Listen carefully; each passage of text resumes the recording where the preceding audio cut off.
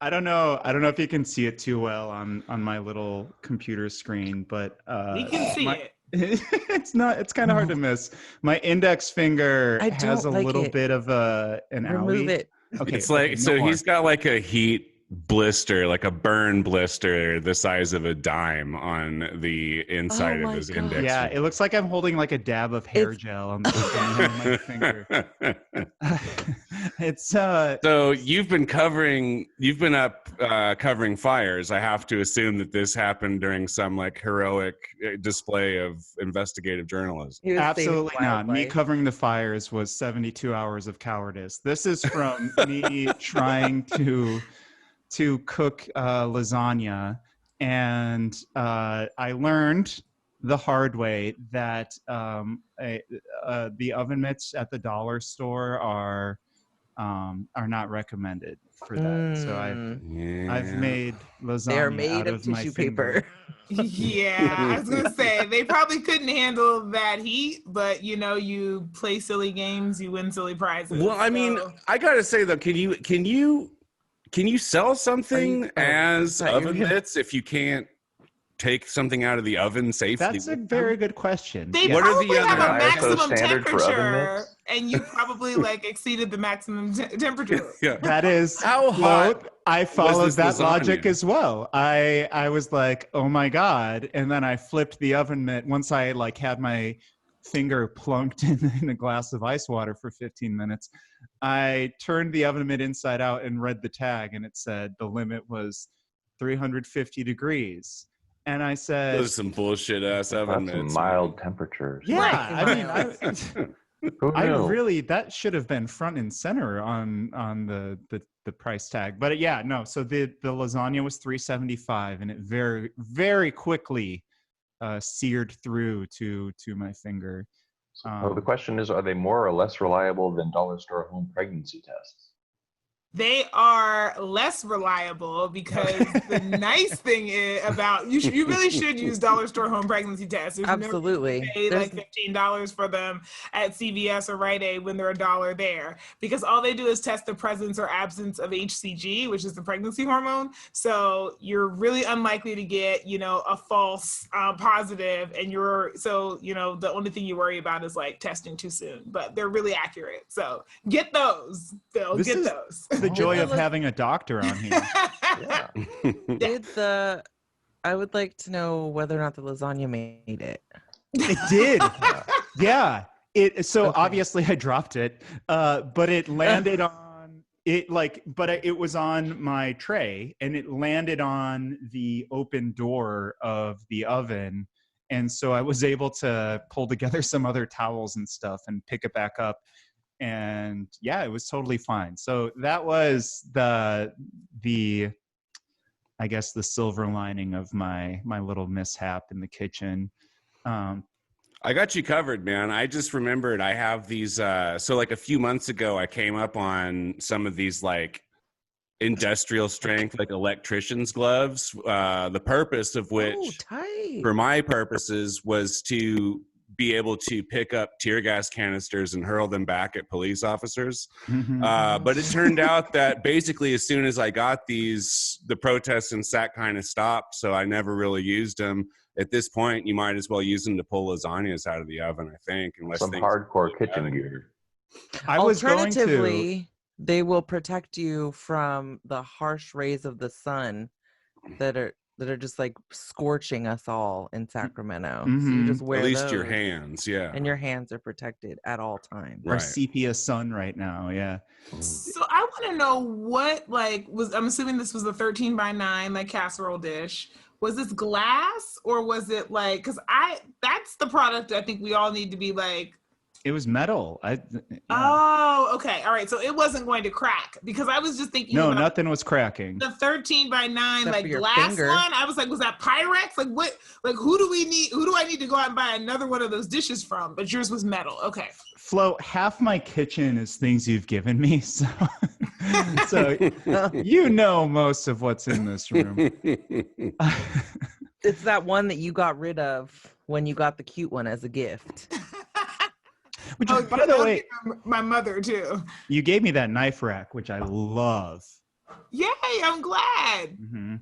All right. This is a great conversation. Are we getting off track? Okay. You guys maybe want to do like an episode of Voices River City? I think we Let's do should. it. We're All right. way Yeah, that too sounds into cool. home cooking these days. What else are we gonna do? Voices, the things they said, voices, some from those dead, all the voices heard. Voices, things we say, voices, they're in your head, all the voices heard. Hello, everyone. You have Kempa. And Skylar.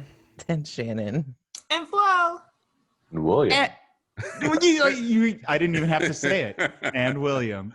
So we have William Burg, Sacramento historian, just the president of Preservation Sacramento. And you're someone who's written a long list of Sacramento books. And I just remember when I moved out here 8 years ago, you were one of the first people that people were telling me to start paying attention to better get to know the city. So, William, I'm super excited to have you on here today. Happy to be here. Big fan of the show. That's great to right. hear too. Love that. Yeah. So obviously we're going to be discussing things along your lines of Sacramento history and that expertise, and where things that might align with Preservation Sac. Obviously, we're talking about the current discussion around the New Helvetia public housing spaces down around Broadway. We'll get to that in a minute. We just wanted to take a moment to discuss the shooting that happened out in Wisconsin. I believe it was in Kenosha. A young man, 29 years old, named Jacob Blake, was shot. And I know many of us on the show haven't seen the footage, but I hope it's okay that I describe it. He was basically walking to his vehicle. He opened the door to it. Cops were chasing him. But he wasn't acting aggressively or anything.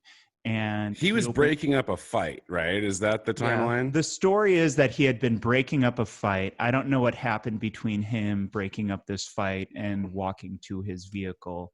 But he walked to his vehicle. Cops are chasing him. And as he opens the door, one of them just starts shooting him basically in the back.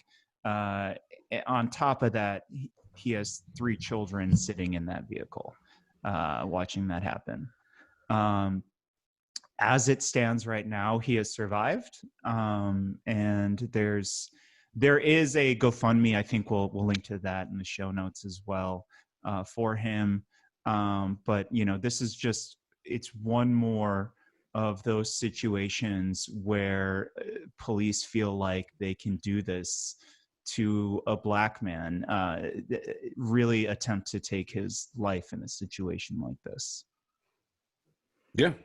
I mean, well, and they're right. They can do that because there is very rarely any justice meted out upon killer cops. So the cops are acting on the knowledge that they have based on the precedent, which is that they can fucking shoot unarmed Black guys and get away with it over and over and over again. They're not wrong. Yeah, I think this is, I find myself in a space where I just don't even fucking know what to say anymore. It's just, it's incredibly, it's like the definition of injustice is watching this shit happen over and over and over again. And we see here with Jacob Blake that he did absolutely nothing. In that, I happened upon the video. There was not a content warning as I was scrolling through social media, and the video was pretty short. The one that I saw anyway. There is no reason, as if there ever was, but no reason for a cop to shoot a man 7 times in the back. The cop also had his hands on him. He had him by the shirt and still chose to shoot him in front of children, in front of quite a few neighbors that were out there watching this whole thing. What? That's my thing. If we don't have this video from this, thank God for this neighbor.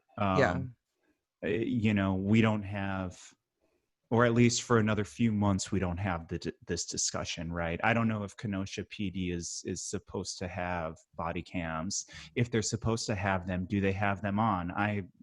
As a Wisconsinite, I can tell you that our cops can do whatever the fuck they want, right? So it's the same story, and it's the same story across the country. And I get it. I'm sure we're all maybe a little tired of having this conversation, but I think it's important. Obviously, that night, people came out in numbers and they set the courthouse on fire and they set trucks on fire. And honestly, they outnumbered the cops wildly. And I don't know what law enforcement thinks is going to continue to happen if this keeps happening. Like, people are going to push back. And I don't know what our local officials think is going to happen if they keep deciding to give more and more money to our law enforcement. Yeah. No, it's fucking preposterous. It's an obvious fucking farce. Everything about it is offensive to like anybody with even like a modicum of a fucking sense of decency. The fact that it just is allowed to go unchecked and that we fucking throw as much money we have at these guys like who keep fucking up like this is unconscionable. There's no, I don't know. I don't know. Fucking burn down the courthouse, you know? Like, what the fuck? What else are you gonna do? I mean, it's like, I just think to myself, you know, I'm a public health person, and, you know, Dave's injury reminds me of, you know, the woman who had the McDonald's in between her legs and squeezed her legs and like burned herself and got all of this money. And it took one extra hot cup of coffee for McDonald's and all the other places to put hot all over the cups and to lower the temperature that they're allowed to serve you things. And I just wonder, like, how many people have to die before we make major changes to the way in which we do just things generally. I mean, I feel like I have this conversation. You could just like switch out the topics, like mass shootings. We could switch out that topic. We can talk about police violence and switch out that topic. We can talk like, it's just blatant sort of disregard for lives in a way that lets you know who does and who does not hold value based on, you know, who does get to live through a lot of these interactions disproportionately and who doesn't. It's like you're riding along sometimes in this little bubble, and then boom, you know, you're shocked back into reality to remember just how bad things are and just how fleeting it is and just how, you know, how non-existent real peace is. I think that's the best way to describe it. Yeah. Like, I would say that like if you want to see like actual police reform, then the police, like as soon as the police, of course, execute like a white person who's wealthy and has some kind of like social currency, you would see across the board huge changes, call for change. But the reality is that since their inception, the cops exist to serve those people. So they're never going to fucking execute those guys because that's the people who they actually exist to take care of.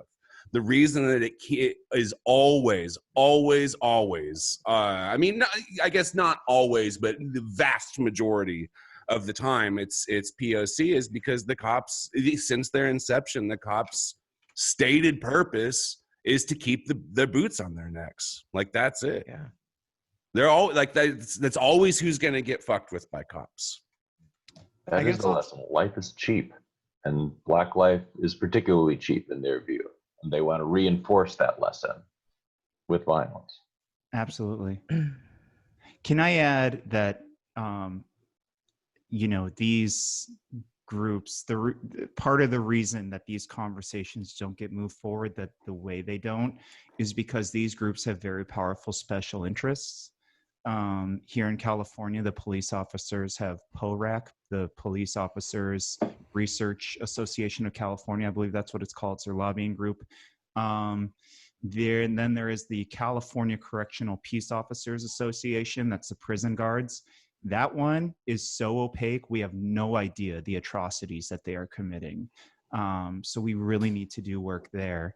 And we should be scared, Dave, because they donated $50,000 to the school superintendent's race last year. Like, what is that about? Yeah.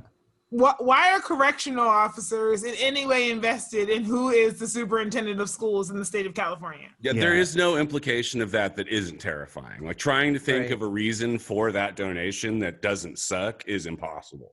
Mm-hmm. That's where their new workforce comes from. Yep, exactly. And yeah, I mean, we can get into that later in the show, but yeah, I was listening to the Capital Weekly podcast, which I actually really love. But this week they had on a lobbyist who represents PORAC, and they described him as venerable. And man, I love Tim and John, but like, this guy is defending people that in any other country would be considered murderers and would be in prison. And it's really hard for me to listen to people refer to someone like that as venerable. I guess that's all I have to say on that. I'm so happy right now that Jacob Blake is alive. We will be linking to his GoFundMe. Does anybody know what his condition is? Is he like awake, or is he like what is I don't know condition? details. No, I don't know.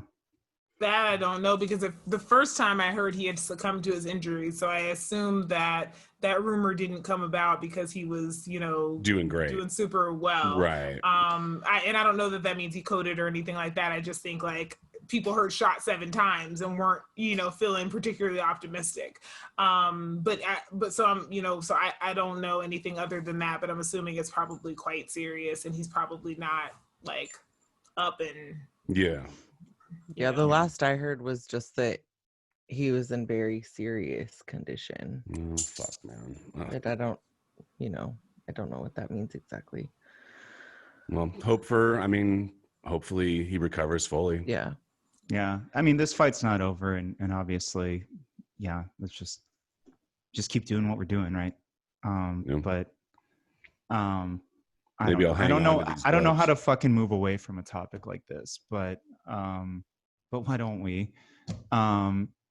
So we have William here today to discuss really something that's been really important, obviously for Sacramento, but obviously for all of California, because affordable housing is something it's the hottest commodity out there right now. We need to be able to take care of each other. We need to be able to keep people in housing. And most recently, the storyline, the thing that's been under the microscope in our region has been the New Helvetia area. William, can you tell us a little bit about that and its history? All right. Well, it was a housing project. It was built out of a program that was initiated in the late 30s during the Great Depression to create public-owned housing, provide places for the poorest people to live, people who had been out of work for a long time, for working people so they could get to work and get back into the workforce. And there were a whole series of experiments with this kind of public housing. They were done all over the country, and New Helvetia was Sacramento's example. The first role that it played, because we were right on the edge of the beginning of World War II, was a need for housing for workers in wartime industries. So it was public housing from the very beginning, played that role during the war. After the war, it provided housing very often for soldiers and their families returning from the war, including, if you know, the baseball fields across the street. They actually brought in temporary portable housing from Navy bases nearby and put them on those baseball fields, called Callahan homes, to expand their capacity.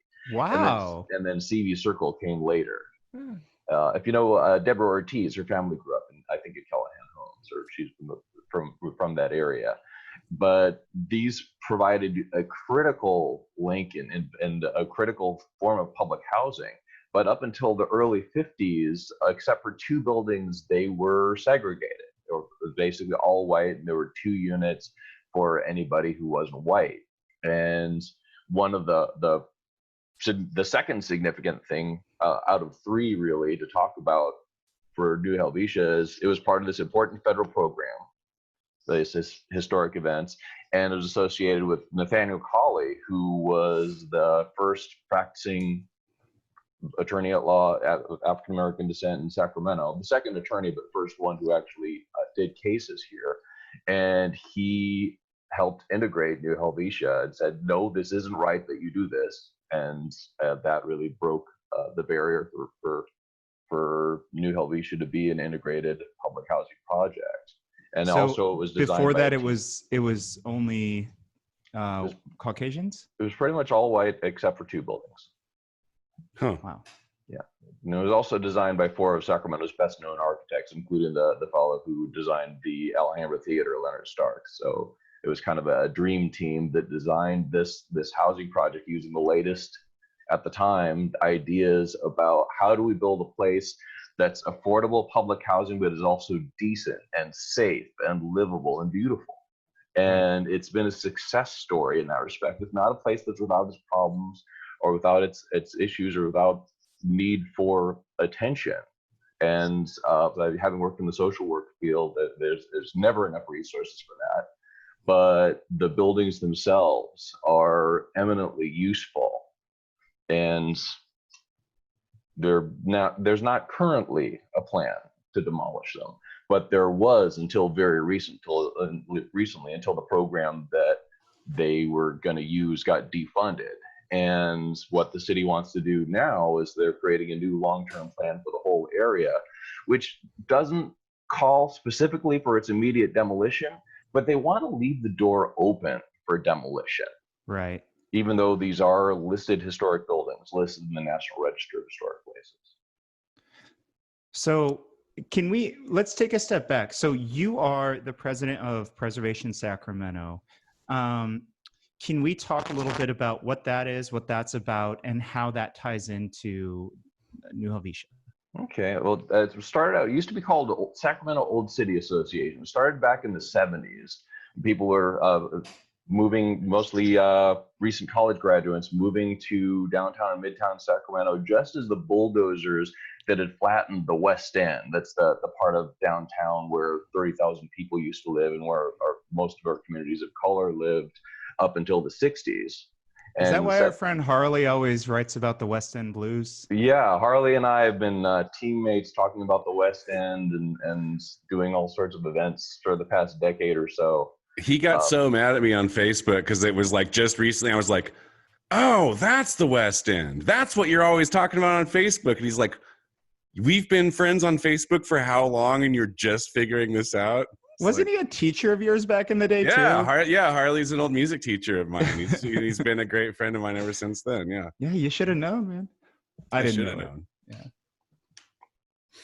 But anyhow, the demolition of the West End stopped at Midtown, but it was supposed to keep going until it hit Alhambra Boulevard, basically, until it hit the other freeway.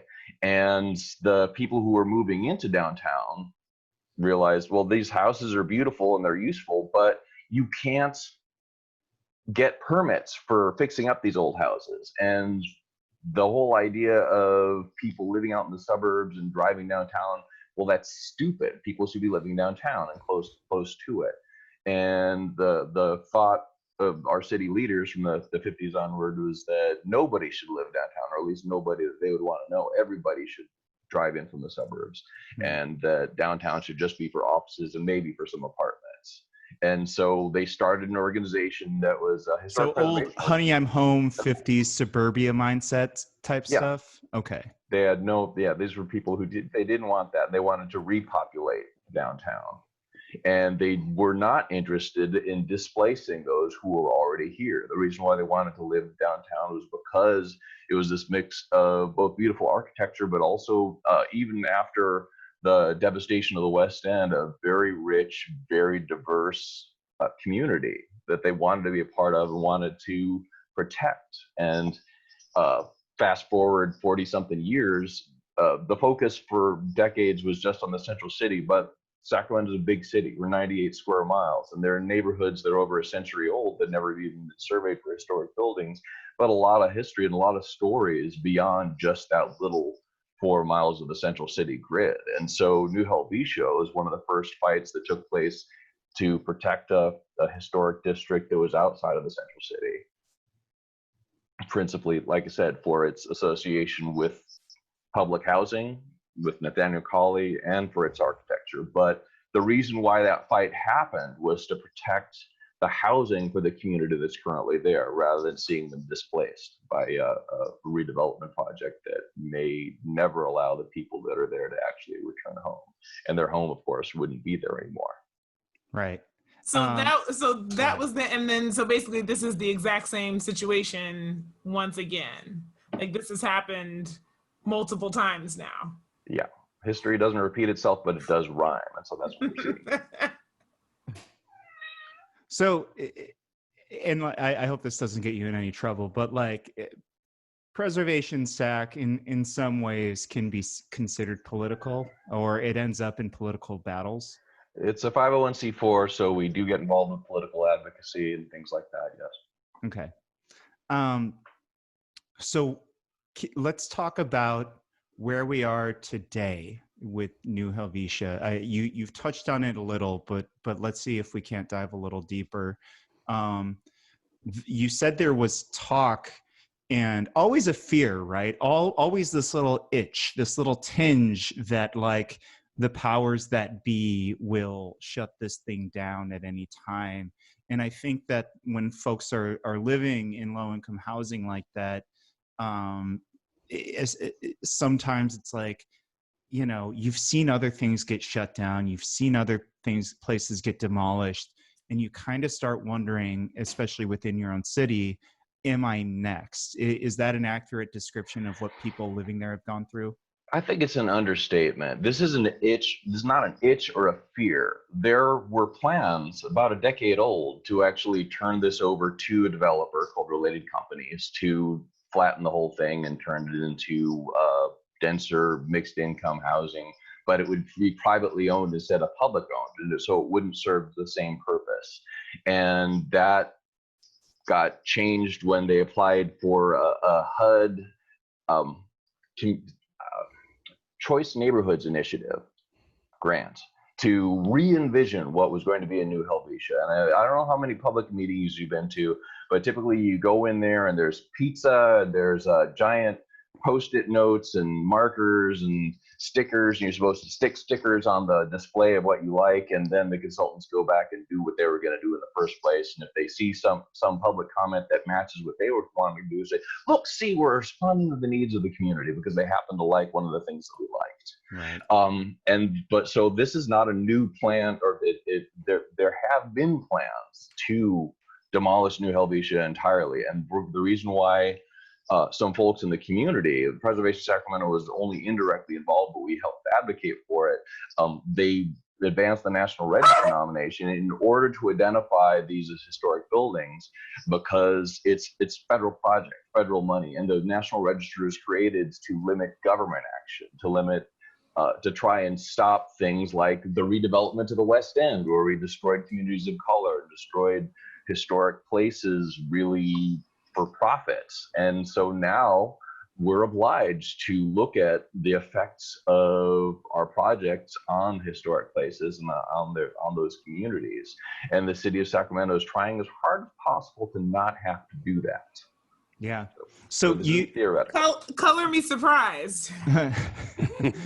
Was it 2014 that you succeeded in getting it recognized as a historic site nationally? Yeah, it was listed in the National Register of Historic Places in 2014. So it had been going on a couple years before that. And what is the workaround? Like, someone initially reading that might be like, "Oh, then it's safe, right?"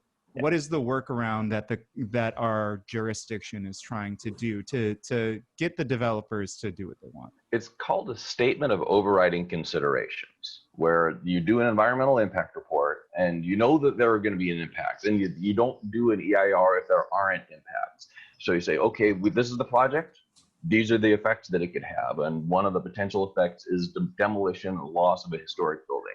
Ordinarily, you're not supposed to do that, but you say, well, what the project brings is so important that it's worth losing this historic building. And what it brings is new housing. And part of why we justify it is because these buildings are in really terrible condition, and we can't maintain them anymore.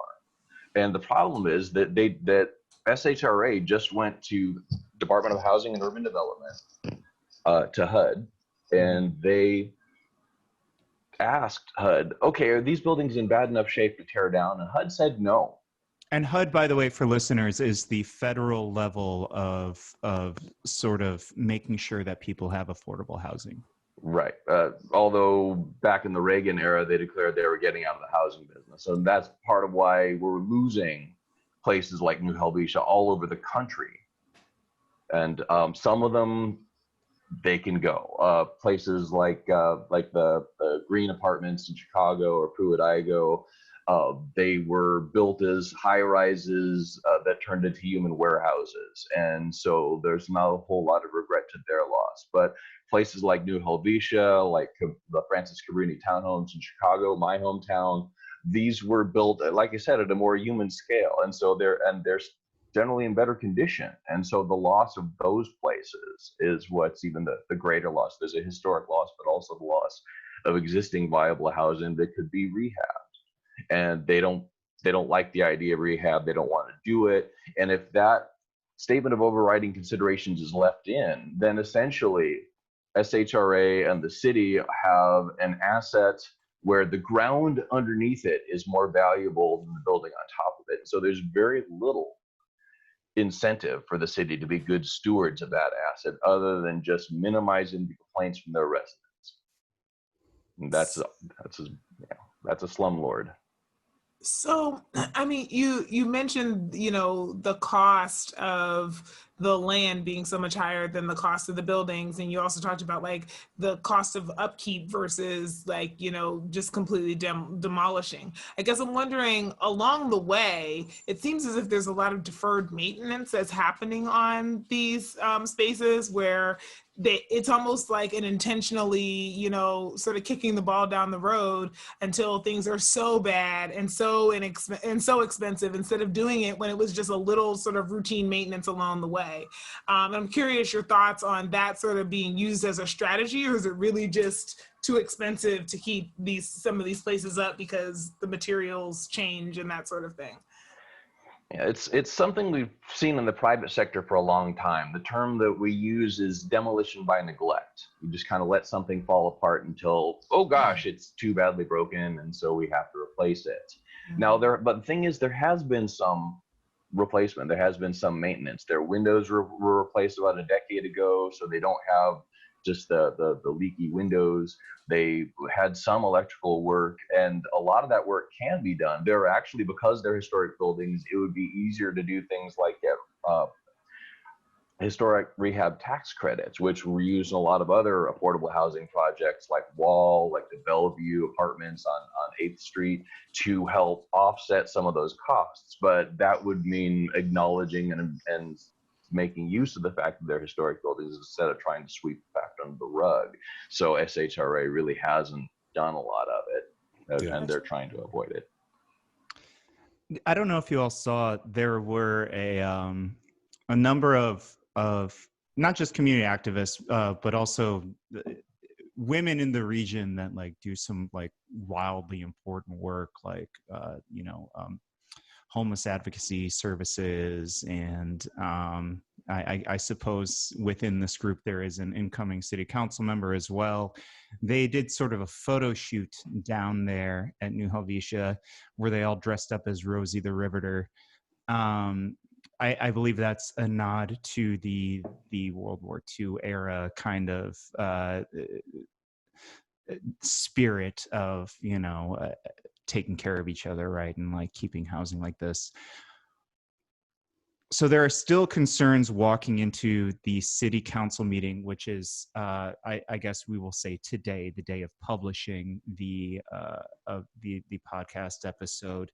Can you once more drive home what those concerns are, and then tell listeners what they can do to be a part of. Well,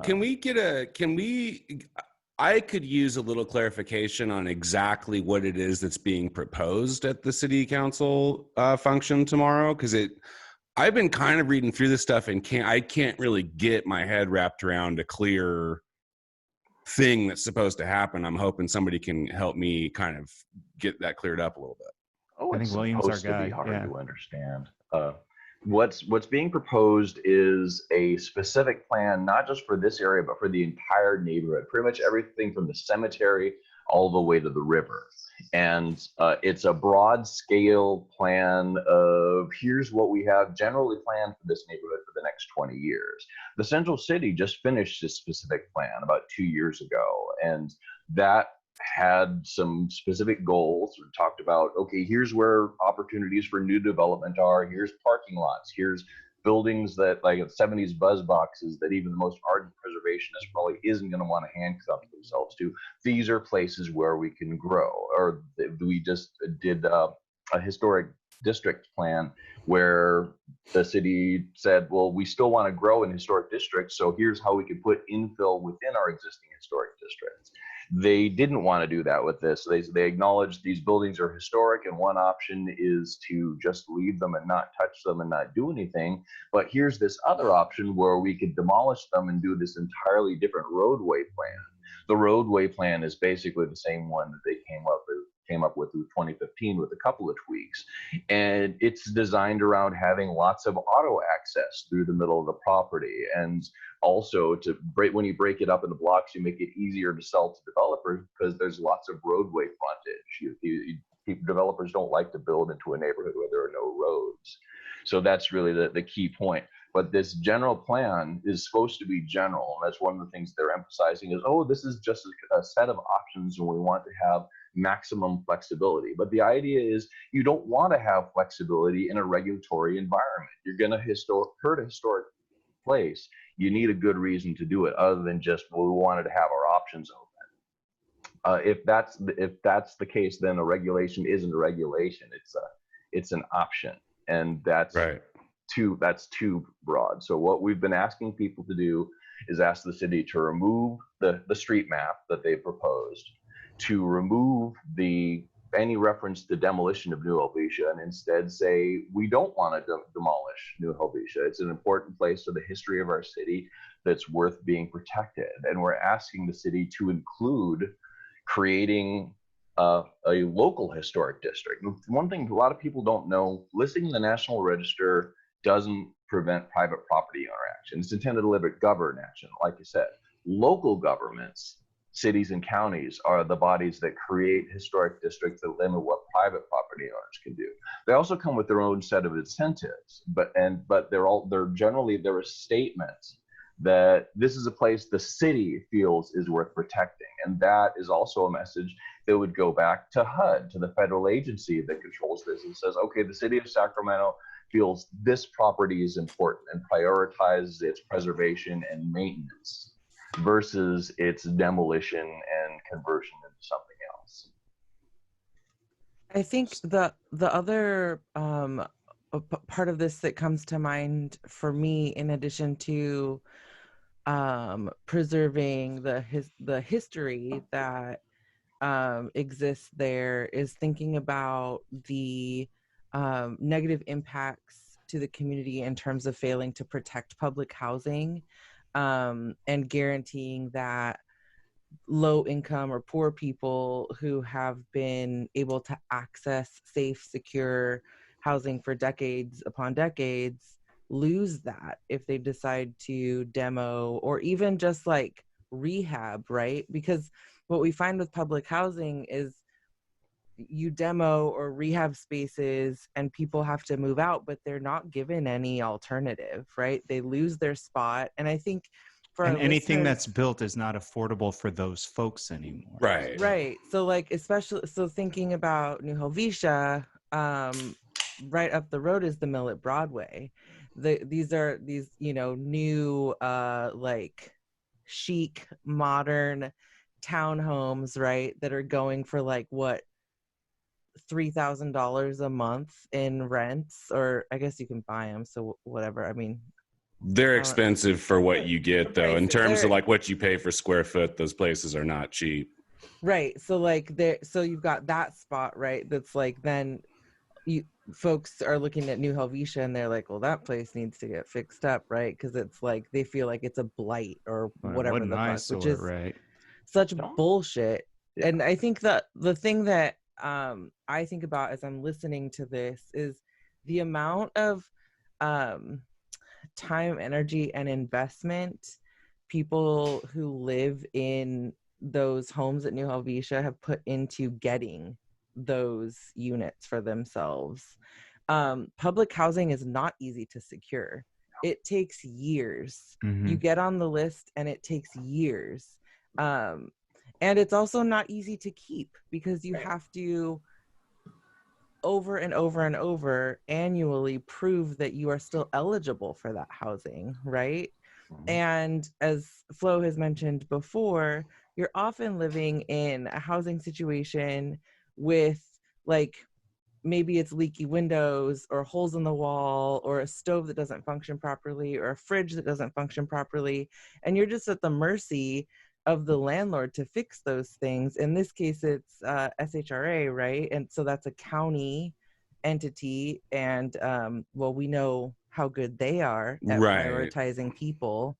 Right. You could be months without a fridge that works. I mean, 100%. Yeah. So I think it's just like, in addition to historic preservation, it's also like understanding just like the amount of time and energy that people put into living in these spaces, right? And what is at risk is many, many, many people being homeless and having to start from nothing to get full families again. With kids. Full families, right? Yeah. Well, and then that's not even to mention the fact that like current city leadership, like there's no reason for any of these people to trust that they're going to like make any moves that will like benefit them or like even not completely screw them out of what they're trying to do, right? I mean, that's like you read interviews with people who live there right now about any of these changes and everybody's like, I don't know.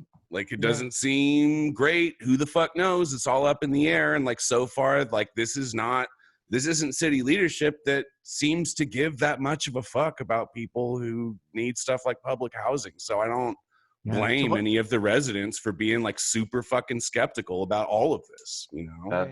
But also, what would it look like if we actually just engaged in priority setting based on what communities told us they wanted? Like, what would that look like? I mean, honestly, what would it look like if we just didn't come in with our preconceived notions of what everybody needs and we actually just asked? And then we like made that a priority to do what people who have been there for a while are like, if we actually just use the people who are most proximate to an issue and said, what do you think? What do you want? What do you need? And then we actually made that happen and look to see what happens, right? And then let them tell us like, yeah, that didn't work out so well. We thought that was a good idea. Hey, or thanks, that worked out really great. And now we need, right? Like, right.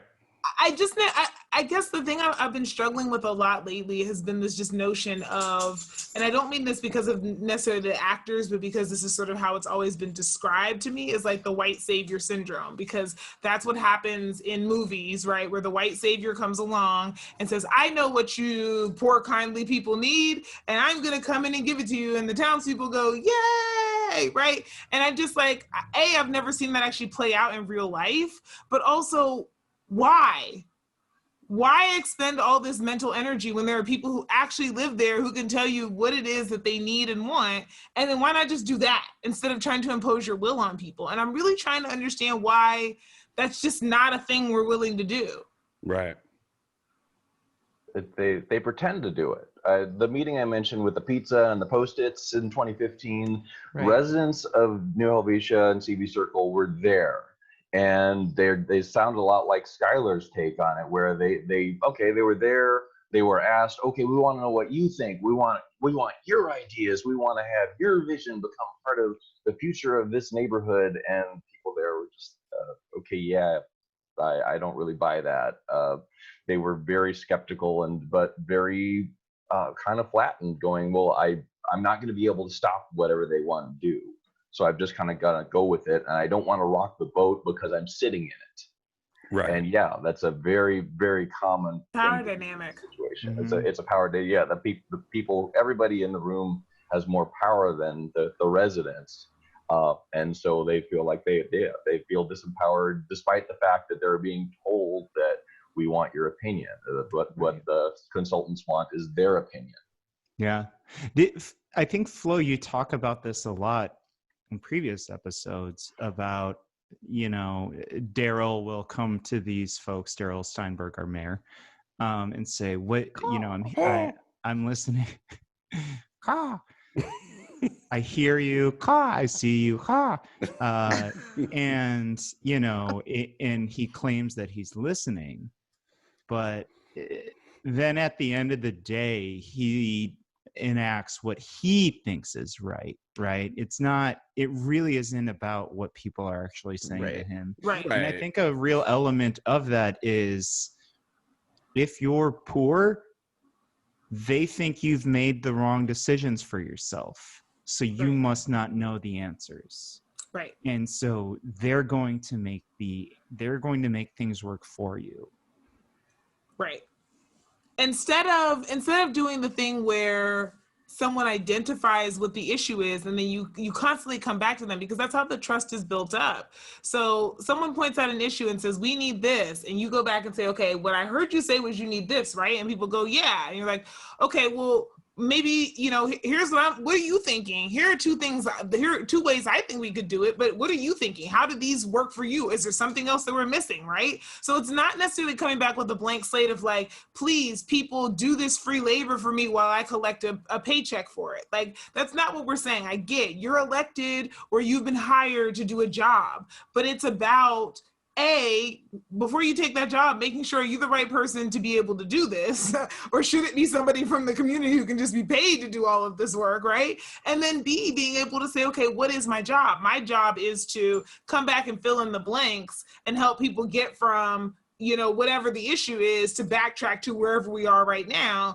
And to every step along the way, be checking in and saying, does this make sense? Is this what you want to be? And so eventually it's them kind of like, they're your bosses and they tell you what to do. And I feel like so often we engage in community work as if it's like, okay, checkbox, talk to the community. Great. Now we can do the other things we wanted to do. Like, we did that part of it. And it's like, that actually is the thing we're doing. That's the that's there. Like, there's nothing else. And so the moment you start sidelining that work, you're just not getting anywhere. Right. Yeah. Or at least nowhere anybody wants to go. No. Sorry. Go, Shannon. So I guess I'm in the space where, okay, today, because folks are listening on Tuesday at 5:00, there's a city council meeting to talk about this agenda item 20. So what are we asking, like, people who want to be able to do something this morning as they're listening to this episode, what's the message? On the city council agenda, you can do an e-comment. There are emails. You can email your individual city council members or all of the city council members or the mayor. And I always recommend that, is if you email them individually, they at least have a copy of it. It's part of the public record. There is an e-comment system, which is kind of a comment section that people can comment on much more easily. It has become a much bigger part of public comment. Or you can actually call in and speak for 2 minutes during the meeting, which is fraught with technical difficulties and glitches and getting dropped calls, and it's extremely frustrating, but it's a way to actually have and the fact that like none of them actually want to hear what the fuck you have to say over the phone ever, so there's that too. I will say and I want to push back, I want people to feel like if they want their voice heard, like there's some power to it. Like, it's those for 2 sure. minutes are yours. It is. It's on the record. Yeah, and it's a nightmare to navigate through the technicalities. But like, when I hear some people, their public comments when I'm listening to a meeting, I'm just kind of filled with joy with some of the things that folks have to say to the city council that doesn't listen to them. But like, I totally agree with both of you on the frustrations there too. I went and left an e-comment earlier today and looked at them, and I didn't see a single one that was in favor of what They're trying all to in do. opposition. All as of them are in now, yeah. opposition. I think it's like, yeah, like I don't even know. It's, yeah, I think either all of them are close to Oh, every yeah, single there's- last one is all in opposition. There'll There's be a couple like neutrals. Yeah. Mhm. There's a pro development crew that tends to chime in at the last minute, voicing their support for this Can't project. wait. They Can't wait want to they hear want it. to see more housing rather than less. Yeah. Mhm. Yeah, that's what they want. Yeah. Yeah, and it's frustrating and difficult. And I guess I don't want to put illusions in people's minds on how easy it is to fight City Hall. It's hard, frustrating, and you often lose, but it's the only way the work gets done. It's like Mhm. any other form of activism. What we do is difficult, and but it's the only that's part of what makes it worthwhile. And sometimes you win. Yeah. Typically, a meeting like this, very often the decision has been made before the meeting, and the politics have been going on for months. And that's really the other thing to encourage people is the fact that this is not a new response. This has been at several other public meetings, and every time there's more and more momentum of people getting aware, people talking about it. It makes its way into the media, and so it's part of the public discourse. And that's the kind of thing that does make a difference. Is the city council very often will be a little more dismissive of the same 5 people they hear from every meeting. But if there's a lot of people who aren't the usual suspects, who aren't the ones who are always complaining about the same thing, that's what gets the city council's attention. And this is their job. And part of the job is that they do have to maintain some connection with their constituents, and that's what can make a difference. Mhm. And in the long run, the message gets out there that people only have so much that they will tolerate, and that does provoke a response. And often the next fight is easier because the previous one was engaged in, and they learn that the community will fight, and the community become better fighters.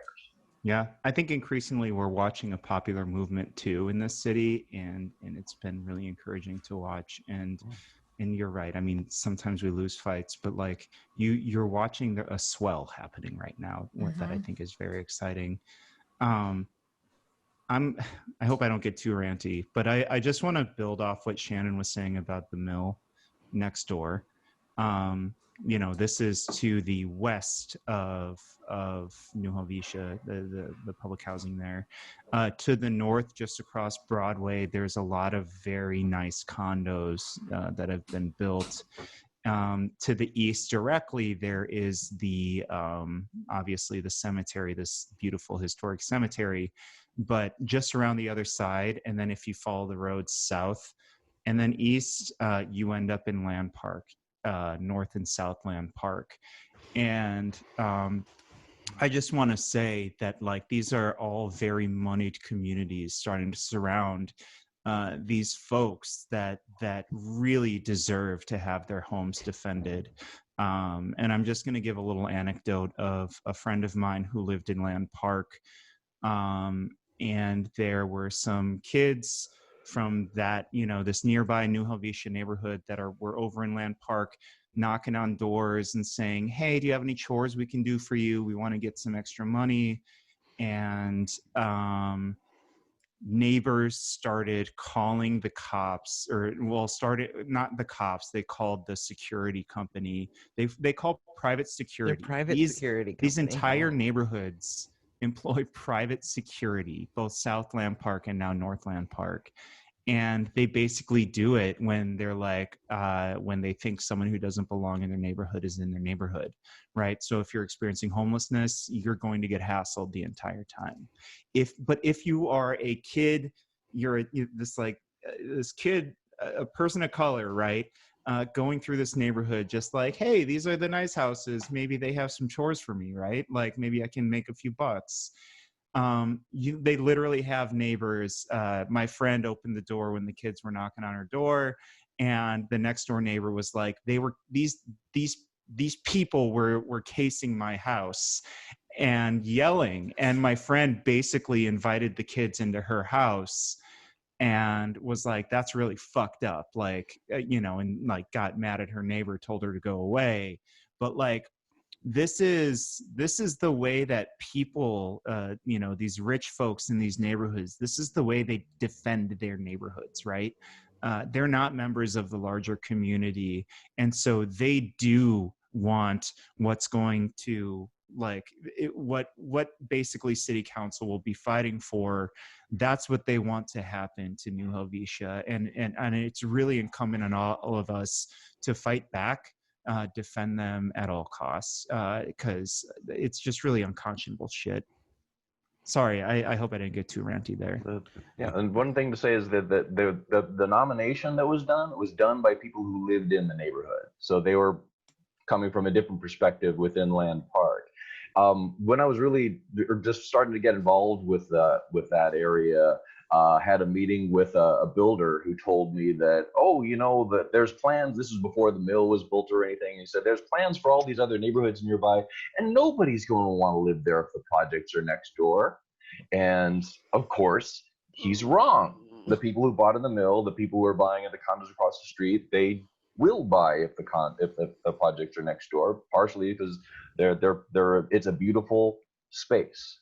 Yeah. And relatively, I mean, the SHRA has its problems, but it's a well-run community, and they aren't an obstacle for the people who are for that urban customer. And so there's an opportunity there to break that stereotype by saying, that what had previously been something that scared people away in the 50s and 60s, blockbusting of neighborhoods and white flight to the suburbs, is not happening. But we have an opportunity, if we can protect places like this by keeping them public housing, by keeping them required affordable, and not demoing them and replacing them with something else, to keep the area income diverse. There's also the opportunity for infill. There's room in that neighborhood for new housing, so you could create more space, more housing opportunities. Shannon, you had mentioned the necessity of moving people out to rehab. The nice thing about New Helvetia is because it's so many buildings, you can, to an extent, move people around between units, so they're still living in the neighborhood. You fix the units one by one and just work your way through, especially if you're also building new housing. So yeah, it's disruptive as construction in one's neighborhood always is, but it's a far better alternative than, right. It's not as much of a displacement for those folks. Use your Section 8 voucher, good luck. Right. That's what happened at Dos Rios. Is a lot of people. They ended up not finding housing, and so their journey has been pretty bad. I want to take a slightly cynical take on, who is willing to live where, because I think poverty is incredibly humbling. And our housing prices are out of control. And so what you had before doesn't buy what it used to.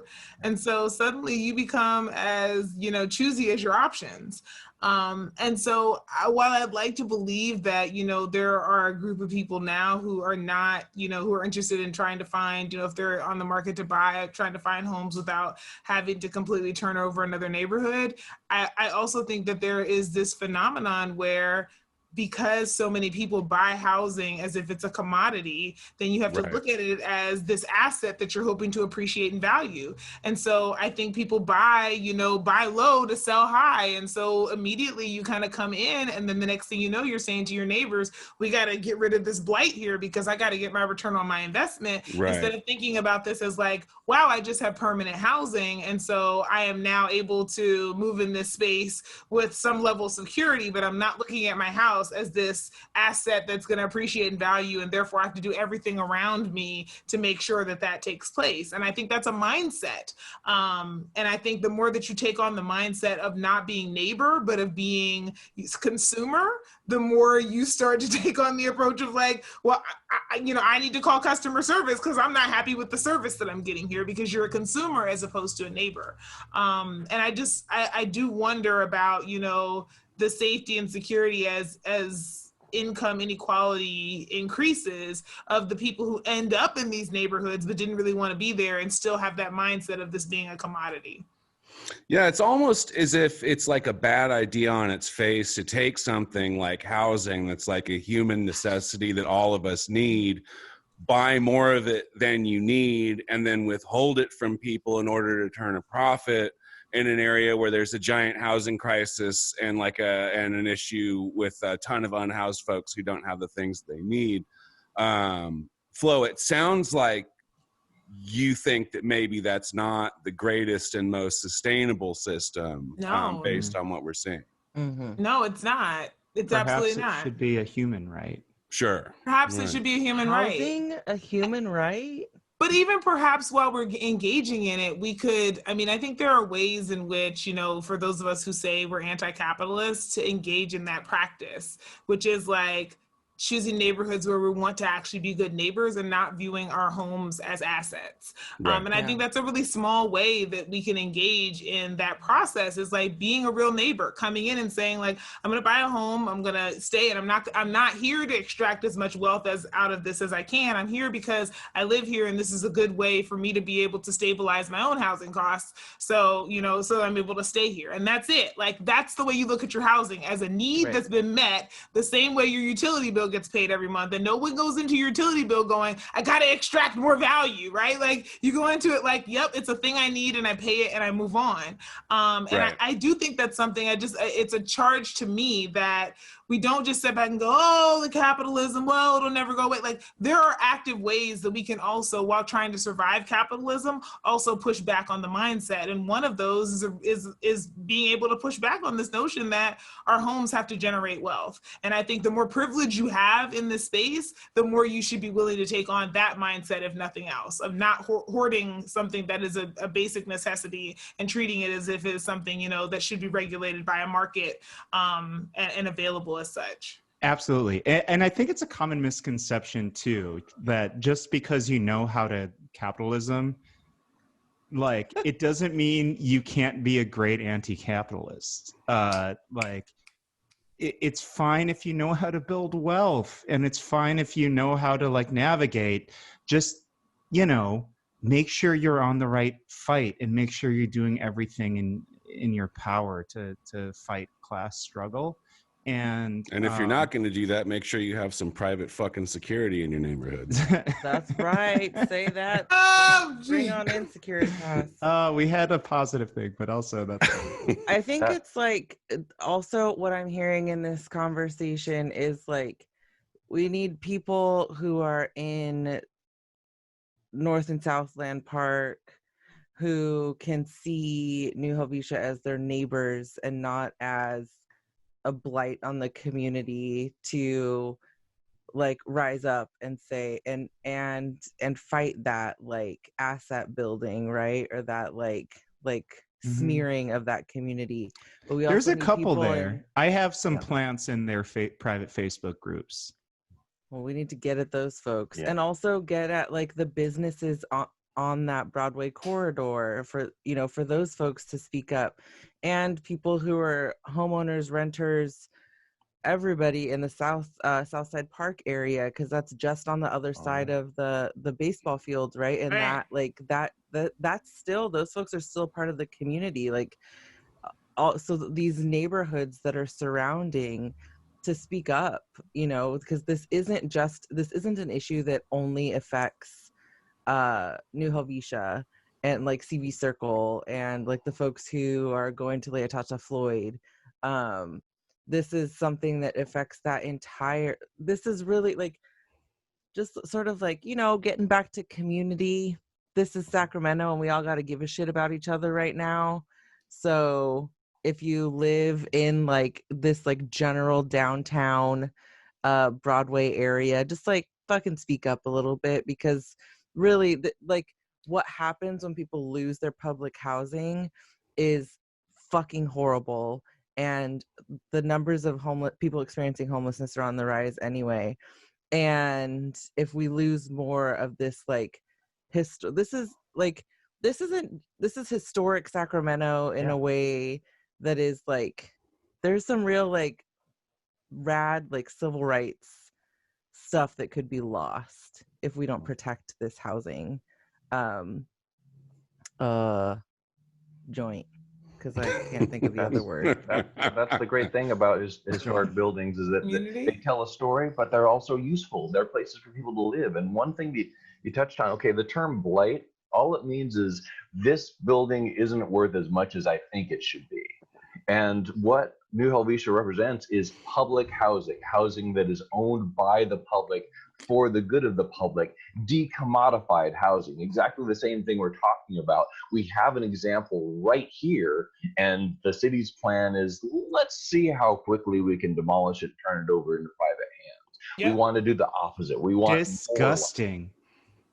Sorry. But also completely expected, yeah. Yeah. I mean, Also if we true, want but that, it's still infuriating. Like, again, as Flo always says, these are all ostensibly Democrats on our city council saying this. Yep. They want to crush our public housing. we have to, like, if we're saying people aren't, like, blight is like people not taking care of the spaces that they own, right? Well, knock knock, SHRA. Yeah. The other definition of blight is a neighborhood that's occupied by people who are people of color. Right. If you've studied redlining, that's literally how they defined it. Yep. You know that. That FHA was super clear about that one.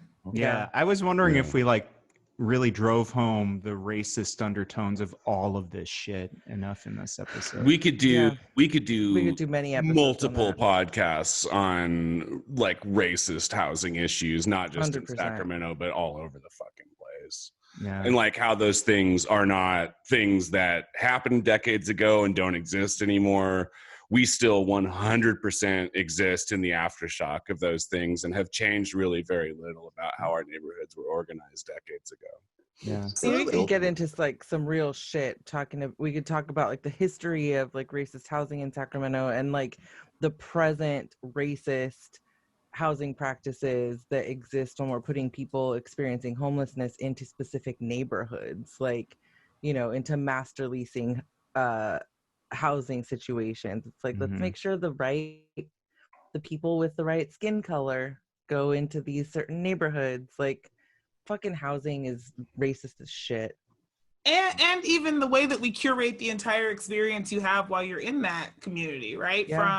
From how much policing you had, to where schools are placed, to where your grocery stores are placed, to whether or not you have freaking tree canopy. Like, right. How many parks do you have? How many liquor stores do you have? Exactly. All of those things, that is a curated experience. And so when things happen like the recent heat wave that we just experienced, and it's like there are places in Sacramento that intentionally didn't even have trees. Like, I just want to. So they're like 5-10 degrees hotter than they are in an adjacent neighborhood that's covered in trees. Or like another example of this is that's depraved. Areas that are designed for poorer people don't have as many trees, so people aren't out. There's nowhere to hang out outside. Right. So people don't do it, and so people's like over the course of generations of this, poor folks develop worse lung capacities because they're not out running around in parks like people who live in more wealthy areas. Now something like COVID-19 comes along that attacks people's lung capacity, and all of a sudden you have a very easy start to finish path from we put people in a shitty situation. Generations later, now there's a fucking virus out that is affecting them way worse than it would have had the situation not been set up decades previous. And I don't want the arborists to come after me for like belittling their work, but like the point at fucking arborists. I'm gonna say it. The point at which we are deciding who gets freaking trees, like trees are like, I mean, like, yes, you're doing real work, arborists, I get it, but like they grow for free. Like, you just like, this isn't a thing that we need to be like, you don't get trees, you get trees over here. Like, it's not like this. They grow for free. They make more of themselves, like, by literally. This sounds like some fucking commie shit to me. I don't understand why we're hoarding tree. Like, I don't know. Oak for everyone. I don't know. Yeah, like, does that just speak to the depravity of our own humanity? That we're like, no, this thing that it really won't cost me anything to give you. I just don't want you to have because I'm used to hoarding stuff, and so you're just not allowed to have it because, like, it. There's I urban just want planning us to- implications that too. angry yeah. about the fact that like we even hoarded the trees, y'all. Like the fucking trees. All of it. It is a socialist plot, though, because our public-owned utility, SMUD, will give you trees for free. For $0, yeah. Yes, $0. But the, Yeah. the challenge is that even the challenges programs like this, and I like to use these as examples. So it's a great thing that they do, and it's really helpful in communities. The challenge is if you happen to be a renter, you don't have the rights to be Correct. able to do that, right? Yeah. And so the very people who need to be able to control, it's the same thing with like the new, appliances that are smarter and cheaper and whatever else. It's like, yeah, you don't qualify for the rebates if you don't own this place, right? Right. And so Right. you don't get to benefit from it. And that's the part that really sucks, is that like you're the one living there, you're the one having to deal with all of the ramifications of that being your zip code and it determining your life expectancy and everything else. And you, because you don't own the property, don't have the ability to be able to say, this is what I do or don't want to be here in my community. Right. City of trees. But then once you leave the central city, Land Park, East Sac, Pocket, we're the fucking trees. We're the farm to fork city now, right? I don't We're think the parking. This is my parking. we're the restaurants, we're the farms, we're the farmers markets, right? Like, I mean, like, let's be really real here about all of those things. Like it really, I mean, it almost doesn't matter. We could just like womp the show and put in like the same talking points and just have somebody dub over our mouths, right? Like it's the same thing, no matter what it is. Like farm to fork, yep, rinse and repeat. There's some amazing farmers markets around the city, but like they're not in like this like, I don't know, like one of them is pretty close to New Helvetia too. But like the Yeah, Stockton yeah. Florin farmers market is like the coolest fucking one in the city, hands down. But it's not. It's still out in the open air in this big wide parking lot, right? Yeah. Because that, again, isn't canopied. And it's not comfortable. I used to work downtown at the SRO center, working with residents of downtown Sacramento's SROs, the case manager. And I would often encourage my clients to go to one of the farmers markets. There were several of them downtown during the week. And they would tell me, that's not a place where I feel comfortable. I don't feel like I belong there. And that itself becomes a barrier. This is the place where you have fresh vegetables downtown. They take WIC, they take food stamps. At that time they're still using food stamps, but there's still obstacles set up where if people who actually live downtown visit these places, they'll scare off the state workers. Well, you know that because they're absolutely right. Yeah, like the best example of this is, so we built the light rail, right? And the light rail does not stop at the Safeway.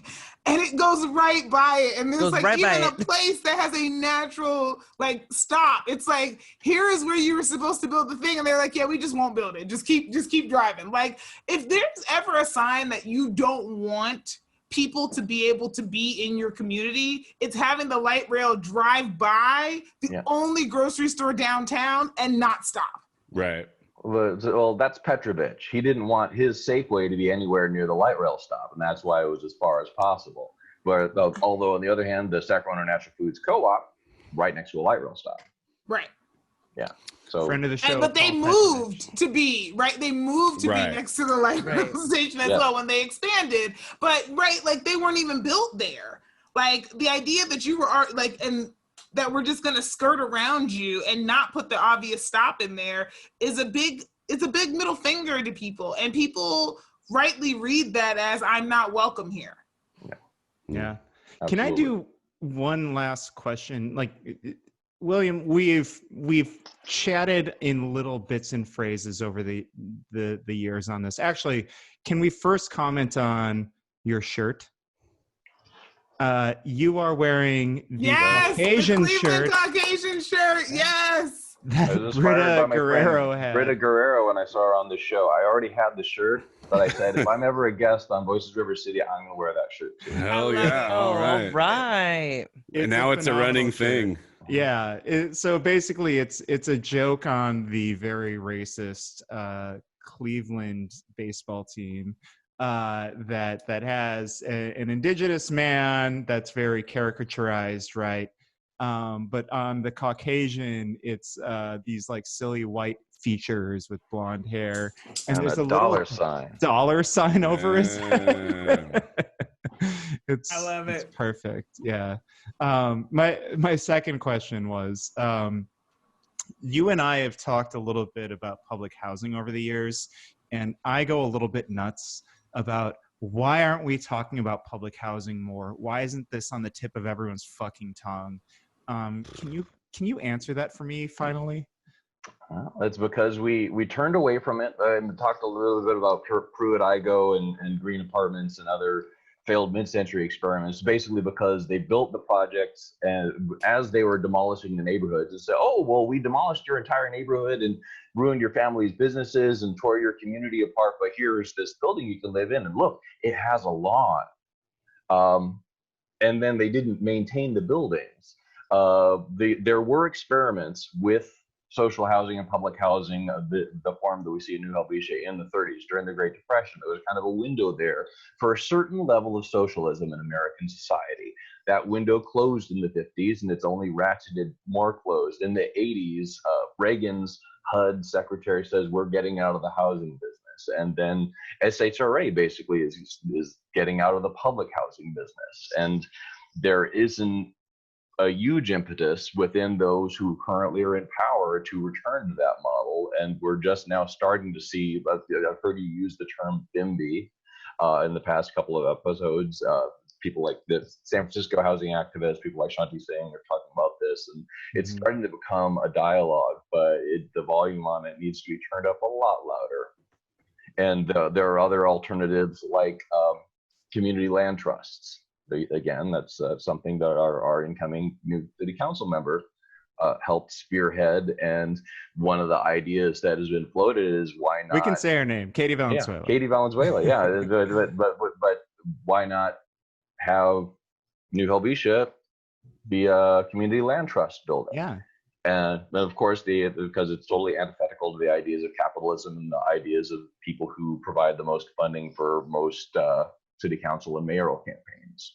Yep. So it's not on their agenda. They want to privatize it, and the model of, okay, if we just build enough housing, eventually we'll build so much housing that some of it will trickle down onto the No. What do you mean no? That's a great Listen, way to go. That's hasn't a tried worked and for true the last method. 4 decades, but let's try. We just haven't done it right. Yeah. 5th time's the charm. It doesn't trickle down. I mean, all we end up with is empty places that are overpriced. Yeah, it doesn't. And people sleeping on the streets, and that's going. literally Gosh, what we have just right need now. more housing. Like, no. Well, guys, 2020, I got it.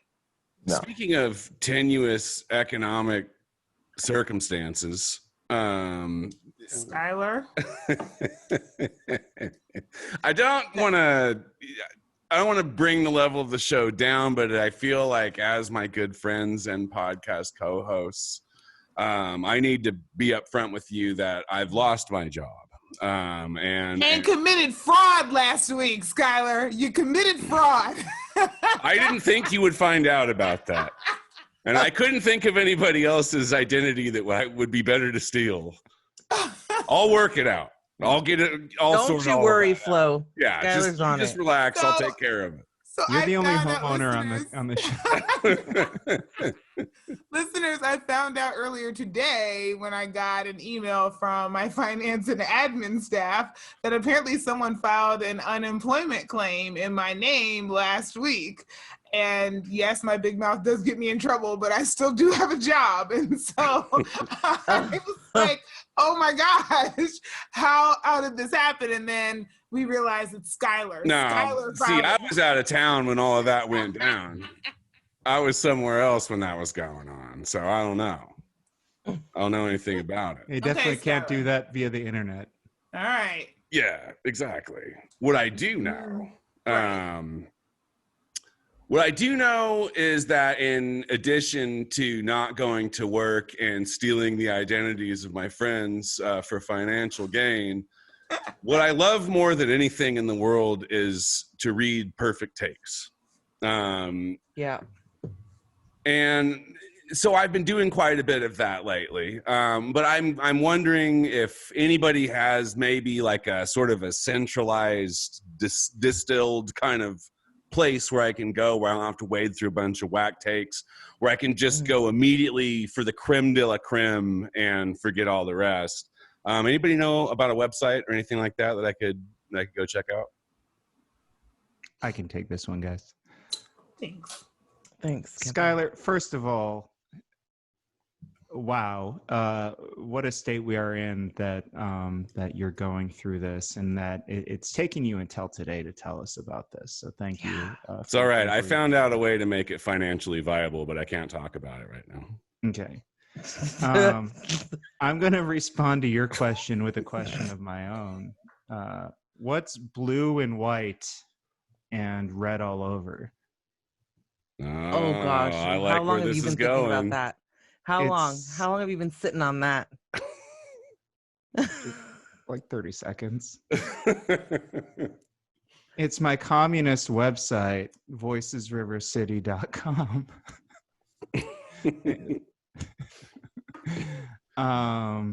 Again, folks, voicesrivercity.com. Blue and white, red all over. You can go there for the most perfect takes. You know, we are originally we started as news and arts coverage. We had some really great opinion pieces. William actually supported us early on when we were like paying $1 per piece with a fantastic response to a very bad opinion piece by somebody in a different periodical, and it was a beautifully written piece. So thank you so much for that. That meant a lot to us. And then actually, no, you've written 2 pieces. You wrote the Sac one Snark feedback about Art Street. You wrote the Snark response too, yeah. I enjoyed both yours and Snark's pieces. That was really good. I was talking about the Breton piece that you responded to, but like, thank you for both of those. And like, I think, you know, without people like William, I don't think Voices would have ever been kind of what it grew into. So that means a lot. But we've also, you know, obviously we're doing the Sac Follows the Money project. We're going to be following the Strong Mayor campaign money. We're following Greg Fishman against Rich Desmond for seat 3 in the Sac County Board of Soups. That is a very important seat. I'm not sure there are too many other big races. Obviously, there's going to be the rent control race. We'll be following the money there too. But, you know, little by little, we're working more out of our current iteration now, which is the podcast, which is news commentary, which we all just have a lot of fun doing. Also now we're working more and more into the news space on the site. So continue to check out voicesrivercity.com. We are on Facebook, Voices River City, Twitter at Voices River City, Instagram at Voices River City. Skylar runs that. I have, I am not responsible for anything he does there. We're on YouTube. You can watch our little faces as we do the show on there, Voices River City. And then of course we're on Patreon, patreon.com/voicesrivercity. You can go as low as $5 a month, as high as $25 a month. If you do the $25 level, you get a little coffee mug and a t-shirt. And once all of this stuff opens up again, but not a second before, we'll start doing little hangouts and stuff that include our patrons. So feel free to support us. It really means a lot to us. And it helps us not do commercials like, you know, like, I don't know, what's a good commercial we might do? Shameless plugs for my book. Yeah. Let's talk about that. Well, we can Let's do do that for free. Yeah, I was gonna say something way different. William, I read your Southside Park book and I adored it. I lived in that neighborhood for 5 years. What's your newest book?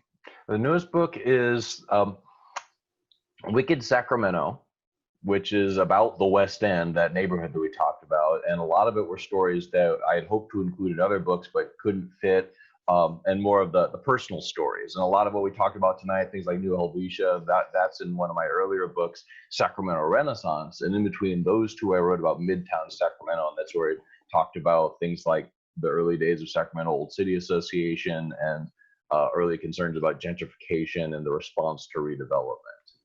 Can you tell us where people can find your books? Because you've written quite a few at this point. I've got 7 so far. The Southside Park book was my second, and you can get them at Beers Books in Southside Park. You can get them at Time Tested Books on 21st Street or Capitol Books on K, right next to the Crest Theater. Oh, cool. Because they're brand new. I didn't know you had books there. That's cool. Yeah, oh yeah, I've done a few things there, and great shop. Nice. I love them. And I'm also doing a series of videos, not necessarily a podcast, but more one-off videos on local history. So if you like to hear a bald man ranting about Sacramento history, like I've been doing tonight, I do a lot of that. And I did a 3-part on Black history, and actually we're going to be following up with Becoming White in Southside Park, about the ethnic communities that weren't white people when they came to America, but became white later on. Wow. Is this like the Japanese, Chinese? Well, the Italians and Portuguese. Italians and Portuguese, okay. And I'm Italian myself. That's my background. So I'm going to be talking a little bit about that. Now, my own background is I'm not from Sacramento, but those communities, and then the Japanese and Chinese moved into Southside Park when the Portuguese and Italians said, "Oh, we're white now. We can move to the suburbs." Yep. Wow. Thank you, redlining. Mm-hmm. Right. Yeah. And racial exclusion covenants, which originally prevented Catholics from moving out because they didn't want it. But anyhow, that's the subject of the future podcast. Yeah. Where can for our listeners to kind of find you and be able to comb through your work, where would they go on like social or anything? For the videos I talked about on Facebook, it's called the West End Club. It was set up actually for Art Street when we did our installation there, and now it's because I wasn't using it for anything. We're using that to showcase local videos. Me and my friend Eric Bradner, and hopefully other people, will be doing talks and maybe even other sorts of live entertainment online, talking about Sacramento history, Sacramento culture, and art. I'm on Twitter as Old City Guardian, and He is phenomenal on there. And I rant a lot about this same sort of stuff, as well as very into housing Twitter and talking about the NorCal Noise Fest, which is an experimental music festival I'm involved in. Yeah. I mean, listeners, if you don't know, William does some like really, really interesting stuff around town. And it's just been a joy to follow you and everything you've been doing. So I'm so happy we got to have you on the show. The feeling is hella mutual. Oh, good. For all of you. I'm fans of every single one of you. Oh, that means so much, man. When this is all over, I'm like, we're gonna hug, man. I don't know if We're just all in a virtual hug. Yeah. was that Simi Flo? Simi, yeah. I'm like, way to ruin the mood. Wow. But yeah, well, why don't we I guess we got to throw out the rest of our socials. I'm on Twitter at Kempa, YOUKNOWKEMPA. I'm Guillotine for You. That's Guillotine to the number 4 YOU. I'm Shan N.D. Stevens. And I am Flojaune, FLOJAUNE. And once again, William is Old City Guardian. Old City Guardian. Highly recommend that follow. It's just one of my favorite follows in this town. Anything else? I think that's that. Other than, of course, we appreciate everybody who's listening to this episode, and we love you. Yes, we do. We want you to stay safe. Stay safe. And save New Helvetia. And Yes. Save New Helvetia. Ooh. Save New Helvetia, yes. Stay healthy. I want to Dave. start over now. Oh, okay. Am I too late? All right. Where do we throw Save New Helvetia in? The last one. Okay. Yeah, we'll do No, that well- instead of, you can change your First. line to Save New Helvetia. Why don't we do him fourth, Save New Helvetia, and then I say, and stay the hell away from me? Okay. All right, Love deal. All right. All right, so stay safe. Stay sane. Stay healthy. Save New Helvetia. And stay the hell away from me, because we're living in a pandemic. Absolutely. All right. That's the show. Thanks. All right. Thanks for listening. We love you. Bye bye. Bye, everyone.